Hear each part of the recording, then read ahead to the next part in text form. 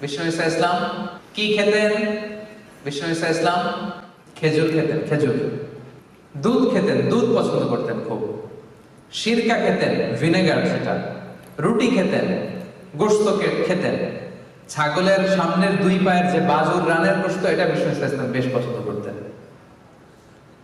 আসাল, হানি, হানি, মধু খান আপনারা? পছন্দ করতেন। হাব্বাতুস সাউদা, কালিজিরা পছন্দ করতেন। জাইতুন, জাইতুন, অলিভস, জলপাই পছন্দ করতেন। রুম্মান মানে ডালিম ফল পছন্দ করতেন। লাউ পছন্দ করতেন, লাউ। একবার লাউয়ের তরকারি দেয়া হলো, বিষ্ণু ইসলাম লাউগুলো খুঁজে খুঁজে নিয়ে খাচ্ছিলেন। হাদিসে সুবহানাল্লাহ পড়ে। কিশমিশ খেতেন, মাশরুম খেতেন। আপনারা এখন রেস্টুরেন্টে মাশরুমের স্যুপ খান না? এটা স্বাস্থ্যকর। রাসূল সাল্লাল্লাহু আলাইহি ওয়াসাল্লাম বলতেন, আল কামআতু মিনাল মান